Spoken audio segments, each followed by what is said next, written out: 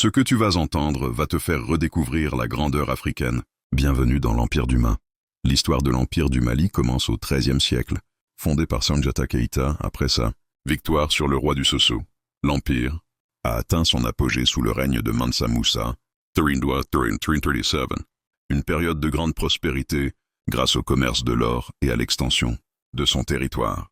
Le déclin de l'Empire a débuté au XVe siècle, marqué par des conflits internes et des attaques de peuples voisins, comme les Touaregs et les Songhai, jusqu'à sa conquête finale par les Songhai. Le territoire mandingue était composé de 3 grandes provinces, celle de Do dirigée par le clan Condé, celle du Bouré dirigée par les Camara, et celle du Cri, dirigée par les Keïta qui, sous la suprématie du clan Keïta, devint un royaume, celui du Mandingue. Ils se convertirent à l'islam et refusèrent la soumission à l'empire du Ghana.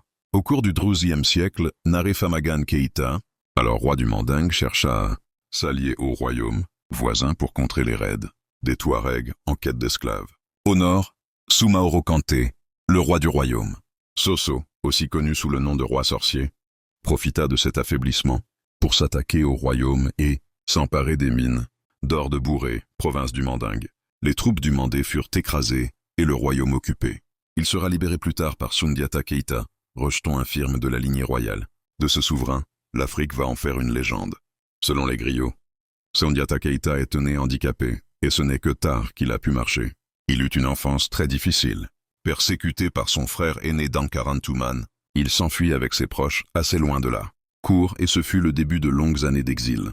Cette fuite lui sauvera la vie car des 12 enfants de Naré Famagan Keïta, le roi du Soso en fera assassiner. 11.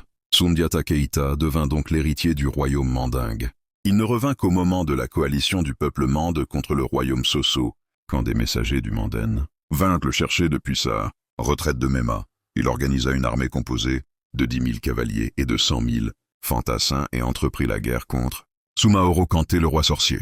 Ce n'est qu'en 1235, et après plusieurs batailles, que Soundiata Keïta parvint à vaincre l'armée de Soumaoro Kanté à Kirina.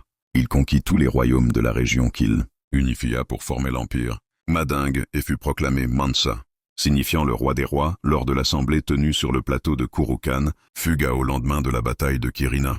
Au cours de cette même assemblée, une charte fut élaborée, la charte du Manden.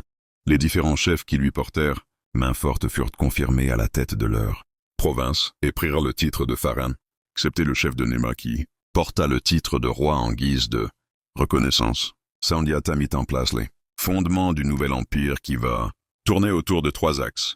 L'exploitation des richesses,